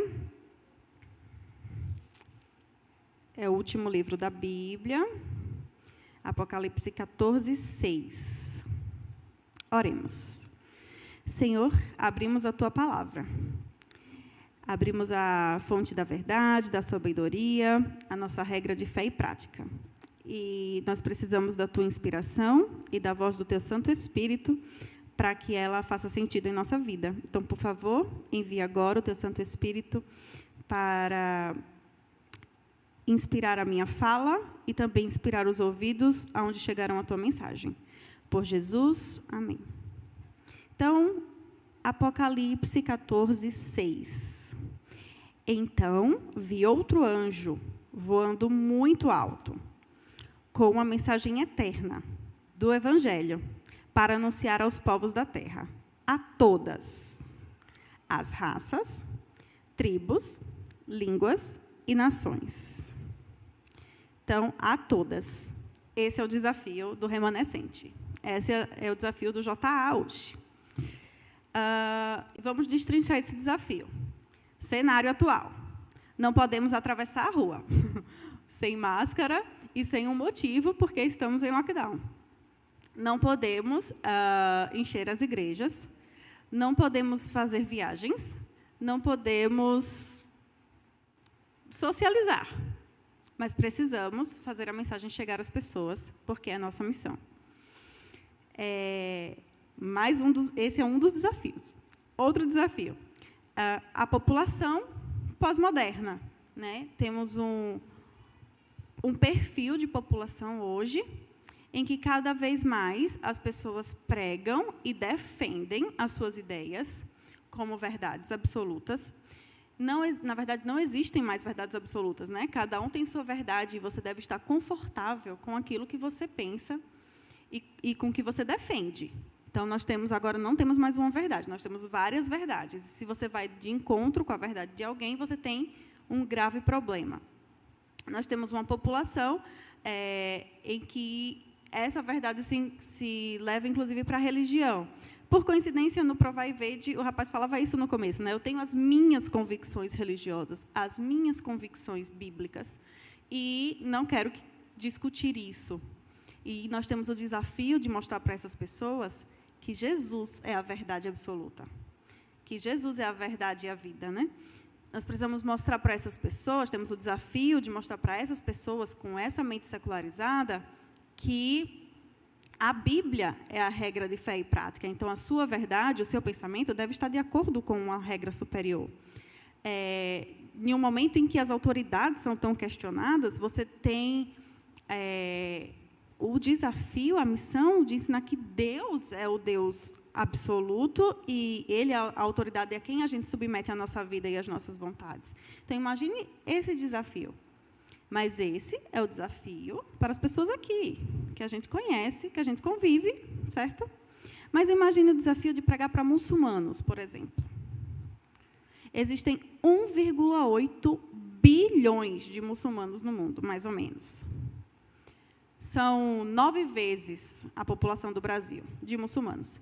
E essas pessoas foram criadas na sua cultura, na sua religião, de maneira que acreditar que Jesus salva, por exemplo, é um pecado sem perdão. Porque Jesus é um dos 3, aliás, é o terceiro em prioridade de 9 profetas importantes na religião muçulmana. Então, ele é só o terceiro. Aí você tem o desafio de mostrar para essa pessoa que Jesus não é só o terceiro em importância, que Jesus é o primeiro e único Salvador. Imagine o desafio de fazer entender, de fazer um muçulmano entender isso. Mas essa é a nossa missão. Esse é o objetivo, é a missão do remanescente. Aí ainda temos os hinduístas, por exemplo. Uma população gigantesca da Índia, mas se tem mais do que um Deus por habitante. E aí você tem o desafio de chegar para um hinduísta, por exemplo, e convencê-lo, convencê-lo não, que quem convence é o Espírito Santo, mas de apresentar para ele a verdade de que existe só um Deus e só um Salvador. E depende desse Deus, da aceitação desse Deus, a sua salvação. Então, o desafio é enorme. Fora que na Índia, em uma das uniões adventistas da Índia, eu anotei aqui, 200 dialetos diferentes. Um presidente de uma das nossas associações lá na Índia disse que só no distrito dele, na união dele, temos 200 dialetos diferentes. Mas nós fomos desafiados a levar o evangelho a toda língua, raça, cor. Então, a gente precisa chegar também para essas pessoas que falam esses dialetos raros lá da Índia. E aí, pronto, ainda temos os budistas, os espíritas, os judeus, os não religiosos. Mas a gente está num contexto em que a gente não pode atravessar a rua, em que a gente não consegue viajar para pregar para essas pessoas. E aí o desafio parece impossível de se realizar. E é um desafio humanamente impossível de se realizar. Por isso que eu falei, nós não temos a missão, né, de convencer ninguém, de converter ninguém. Nós temos essa missão é do Espírito Santo, é do próprio Deus, a gente vai ver isso. Mas nós temos a missão de fazer chegar a mensagem a esses lugares. E outra coisa, é humanamente impossível, mas você não foi convidado por Deus para calcular, para ver as possibilidades, para ver se é possível ou não, e aí resolver se aceita ou não o desafio. Você não foi convidado a isso. Você foi chamado para ir. Deus não fez assim, vamos ver aqui se a gente consegue pregar a mensagem para todo mundo e então virar o fim. Não. Jesus falou, Apocalipse 10, 11, a Bíblia nos diz assim, importa que profetizes. Vai lá e fala outra vez a muitos povos, muitas nações e línguas e reis. Então, você exerce conscientemente seu papel de remanescente quando você aceita esse desafio. Mas aí vem outra ordem, né? Jesus nos ordenou assim, Marcos 16, 15, ide por todo mundo. Vai.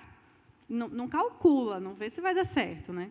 Ide por todo mundo e pregai o evangelho para toda criatura. Então, sim, o evangelho precisa chegar nos dialetos da Índia, o evangelho precisa ser acessível para os americanos, para os ingleses, para os australianos, para os brasileiros, para o seu vizinho que está do outro lado da rua, mas você não consegue transitar. O evangelho precisa chegar a todo mundo. Humanamente é impossível, mas nós temos o deleite agora. O Jesus que falou em Marcos, ide por todo mundo e pregar o evangelho, foi o mesmo Cristo, o mesmo Deus que cuidou dos valdenses, quando eles tinham que proteger com a própria vida e no próprio corpo a palavra de Deus. Foi o mesmo Deus que inspirou os pioneiros, a família White, por exemplo, a escrever e a fazer nascer o movimento adventista. Foi o mesmo Deus que inspirou Lutero na Reforma Protestante e fez o protestantismo chegar onde chegou. Então, o Deus que te pede, que te manda, né, que te chama, ide pregar o evangelho por todo mundo, a missão que parece impossível, chegar nos muçulmanos, na Índia, nos budistas, é o mesmo Deus que já provou que é Ele quem está cuidando da obra, que é Ele quem está com as rédeas na mão e cuidando da missão, de chegar o cumprimento da missão. Mateus 24, 14. Vamos ler esse verso na Bíblia.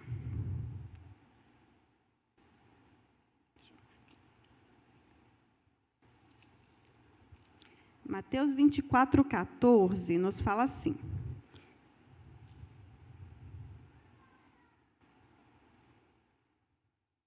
E a boa notícia sobre o reino será anunciada no mundo inteiro, a todo mundo, como testemunho para toda a humanidade.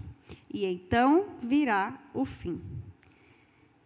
Essa é a esperança. É o que falta para esse contexto finalmente mudar. O Evangelho, a boa notícia, precisa ser pregada a todo o mundo como testemunho para toda a humanidade.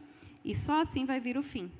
Então, se você também está inquieto, se você também está inconformado com a situação que a gente está vivendo, se as notícias também te entristecem, essa é a solução. O Evangelho precisa chegar a todo mundo para que venha o fim que Jesus prometeu, que é a vida eterna.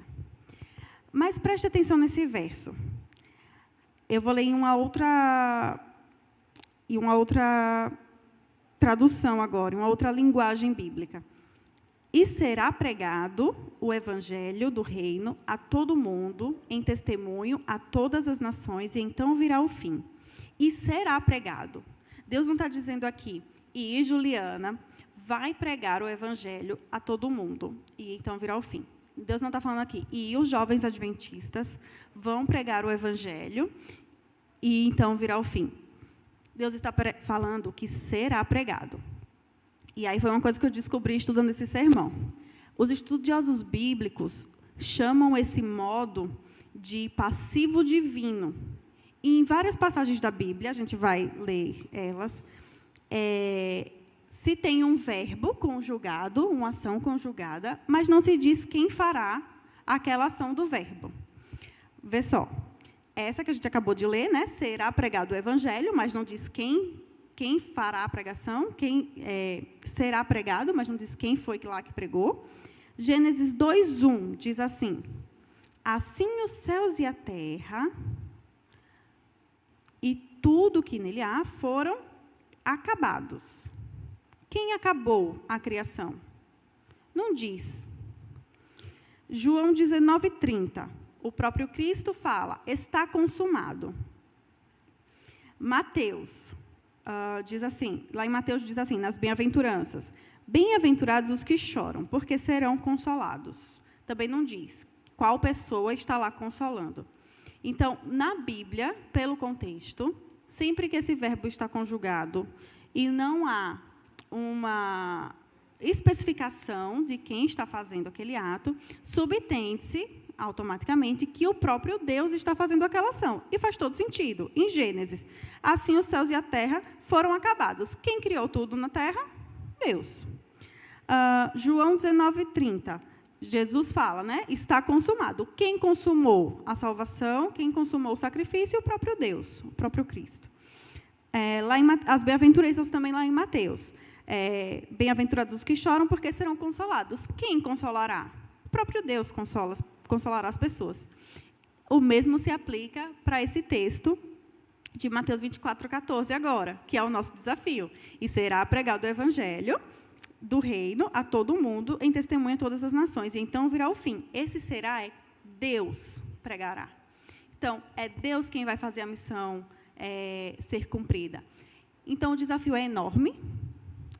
É nosso, sim. É humanamente impossível, sim. Mas Deus está dizendo, eu vou terminar a obra.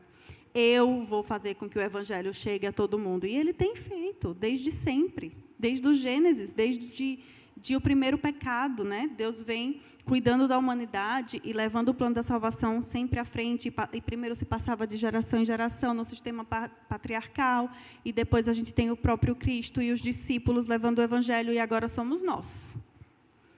Então, é nossa missão, e não só, mas o objetivo, o anseio, não é que seja só nossa missão, mas que seja nosso desejo, que a gente se empenhe para isso. Então, o próprio Deus vai fazer a obra, chegar a todo mundo e vai terminar a obra. Como? Como Deus fará isso? O sermão nos deu 4 maneiras. Então, Deus fará de maneira surpreendente. E eu vou ler esse texto. Todos os textos são do livro Eventos Finais, de Ellen White. De que maneira Deus fará? De maneira surpreendente. Eu vou ler esse texto. Permite-me dizer-vos que o Senhor trabalhará nessa última obra de um modo muito fora de comum ordem de coisas, e de nenhum modo que será contrário, a qualquer planejamento humano. Então, não fomos convidados a planejar, a ver se é possível ou não. Deus usará maneiras e meios pelos quais se verá que é Ele quem está tomando as rédeas em suas próprias mãos. Então, Deus vai deixar claro que é Ele quem vai tomar as rédeas e fazer a mensagem chegar a todo mundo. E já está claro, né? Porque se em um momento em que estamos vivendo de praticamente total impossibilidade humana de socializar, a mensagem continua sendo pregada. Deus providencia meios de tecnologia, Deus providencia missionários no lugar certo, na hora certa, Deus providencia o panfleto, o livro, Deus tem providenciado e, graças a Deus, usado pessoas para isso. Outra maneira, Deus atuará de maneira simples e Deus usará pessoas comuns. Esse também foi um texto muito bonito. É uma mente comum, mas acostumada a obedecer ao assim diz o Senhor.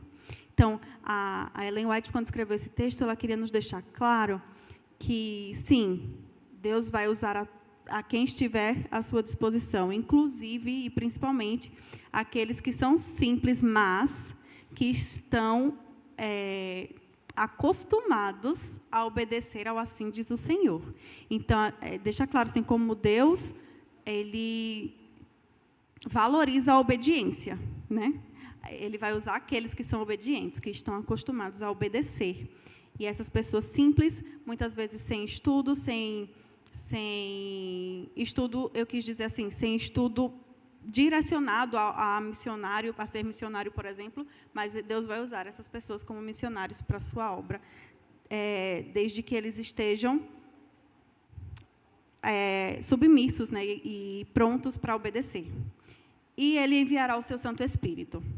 Então, essa é a nossa busca, né?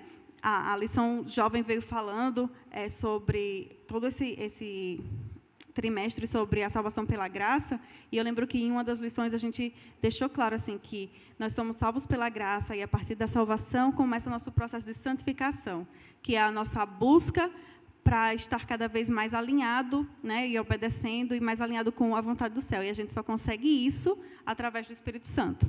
Então, agora chegou a hora, cada vez mais, da nossa busca incessante pelo Espírito Santo. O clamor mesmo, né, pela chuva serôdia, pela chuva que Deus vai derramar, pelo novo Pentecostes, para que a gente esteja cheio o suficiente para não só falar, mas para transbordar, para refletir a mensagem do Evangelho eterno para todas as pessoas.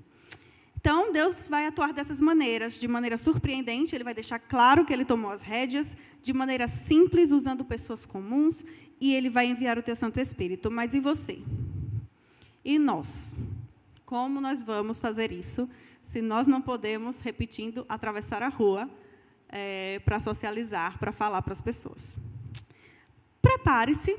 Se você tem a oportunidade, muitas vezes a gente vê o projeto missionário como um investimento, e realmente envolve um investimento, né? Se você tem a vontade e o desejo de ir em outros países, servir como missionário, você precisa se planejar, você vai ter viagem, você vai aprender novas línguas, você vai se preparar, e isso envolve um custo e um planejamento. Mas se você tem essa possibilidade, esse desejo, vai lá. Nós temos site, organizacionais, nós temos os colégios adventistas, os internatos, todos têm projetos de missionários que são enviados para outros países. Então, se você tem essa vontade, essa possibilidade, se você tem o dom de línguas, que é esse o dom de línguas que a gente acredita, né? A facilidade, a disponibilidade de aprender línguas diferentes, vai lá, invista nisso. Faz do céu, faz da realização, da esperança, do sonho de estar no céu, o seu objetivo de vida. E se para isso o que falta é o Evangelho ser pregado, e você pode fazer isso, invista nisso. Use os seus dons, como eu falei, use os seus dons. Se você tem o dom de aprender línguas, se você tem o dom de falar, se você tem o dom de servir as pessoas, se você tem o dom de ser um bom profissional de saúde, pode servir em missões. Use os seus dons. Deus vai usar a sua influência, o seu dom, para levar o Evangelho a todo mundo. Use os seus recursos. Use os seus recursos. Algumas pessoas como eu já falei, eu sou adventista desde sempre. Para mim, não foi um problema a questão de dízimos e ofertas, nunca foi. Sempre foi claro para mim, porque eu busquei estudar e entender para que serviam. Mas use os seus recursos também para levar o evangelho a outras pessoas. Se você não tem a disponibilidade de ir, se você não tem a vontade, a disponibilidade, o acesso de ir em uma missão, lembre-se que já tem alguém lá, que tem alguém indo, e que a igreja tem projetos sérios, mundiais, com esclarecimentos nos sites oficiais da igreja, com prestação de contas, projetos lindos que chegam lá nos 200 milhões, nos 200 dialetos diferentes da Índia, que chegam lá nos budistas, nos milhões de hinduístas, que chegam nos muçulmanos. A igreja tem pessoas lá, servindo lá, e que podem ser mantidas pelo seu recurso. Veja que coisa linda, você ser missionário, mantendo um missionário. Você vai estar cumprindo a missão. Logo quando eu me formei, como eu falei, a questão de dízimos e ofertas nunca foi um problema para mim, mas depois que eu entendi como Deus podia usar e os exemplos de como Deus usava os recursos, isso se tornou ainda mais fácil. E eu lembro que quando eu me formei, um irmão muito querido da igreja, ele era foi meu professor de jovens muito tempo, ele foi líder do departamento JA da nossa igreja há muito tempo, e ele é uma pessoa muito especial para mim, para a nossa família. Ele me falou assim, ele estava no meu culto de formatura, ele falou: Ju, se ligue. Em sergipanês, se ligue preste atenção. Fique atento a isso. Deus te abençoa para você abençoar os próximos. O seu próximo. A bênção que Deus lhe dá pode ser de todo mundo, pode ser de muito mais gente. E ele estava falando isso com relação aos recursos, porque eu tinha acabado de entrar no mercado de trabalho e tal. E eu agradeço a ele por isso, porque até hoje isso fica na minha cabeça sempre. E sempre que eu vou separar o dízimo, que é a obrigação, Deus pediu, a gente separa, e eu vou separar o pacto, e faço, eu estou repartindo a bênção. Essa bênção vai chegar para alguém que eu não tenho contato, que eu não consigo ajudar diretamente. Pode estar mantendo alguém lá que está pregando para os muçulmanos sob pena de morte. Pode estar mantendo alguém que está lá aprendendo um dos dialetos da Índia para pregar. E isso me dá uma alegria gigantesca. Imagine você chegar no céu e saber, esse aqui se converteu porque o missionário que você manteve lá foi mantido com sua oferta. Então, o seu recurso chega e ajuda essas pessoas. Tem projetos mundiais lindos, lindos, de gravadores que são lançados sobre fronteiras, porque o cristão não pode atravessar aquela fronteira, mas o gravador pode, e o salmo que está gravado no gravador vai tocar a vida de alguém. Então, o seu recurso pode ser usado para isso. Então, prepare-se. Se você tem a disponibilidade, a possibilidade, a facilidade de aprender línguas, aprenda línguas. Se você tem a facilidade, o dom de cuidar, de ser um profissional da saúde, faça um curso de saúde, se coloque à disposição da missão. Se você tem a disponibilidade de falar, de pregar, de ensinar crianças, adultos, de alfabetizar, se coloque à disposição da missão. Esse mesmo amigo que me falou isso sobre repartir as bênçãos, ele falava isso: Ju, tudo que a gente faz, tudo que a gente tem como meta, como objetivo, deve terminar no céu. Então, se você vai atender, eu me formei em fisioterapia, ele falou assim, se você vai atender um cadeirante hoje, reensina ele a andar, se for possível, mas para ele andar para ir para o céu. Se você vai ajudar uma pessoa a respirar melhor, ajuda a pessoa a respirar melhor, mas dá um jeitinho de terminar falando quem é o fôlego da vida, sabe? Nosso objetivo de missionário, de remanescente, é chegar lá nos muçulmanos, é chegar lá na Índia, mas é chegar em quem está aqui perto de mim também. Então, a gente tem todos os nossos dons, os nossos presentes que Deus nos dá para fazer isso, para fazer a boa obra. E o que nos motiva, o que tem me motivado, principalmente nesses últimos dias, é que, apesar do contexto ruim, da tristeza, dessa inquietude que dá no coração é: eu estou inquieta, eu estou triste, porque esse não é o meu lugar. O meu lugar não é aqui, não é o nosso lugar aqui. Isso precisa acabar, isso precisa ter um fim, essa terra precisa ser restaurada. E Jesus nos prometeu que, em Mateus 24:14, vamos lá. Desculpe.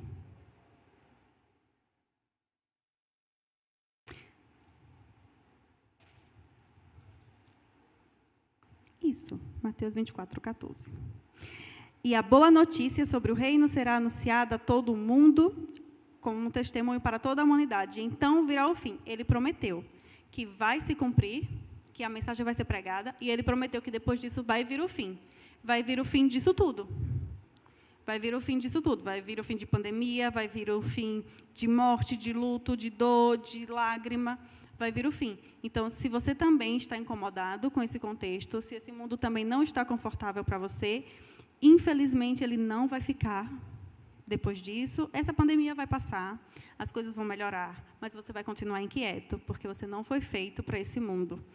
E outras coisas podem acontecer, as profecias vão se cumprir, a gente acredita nisso, mas o Evangelho vai chegar a todo mundo e Deus vai cumprir a promessa de vir o fim e a gente vai viver Apocalipse 21:3.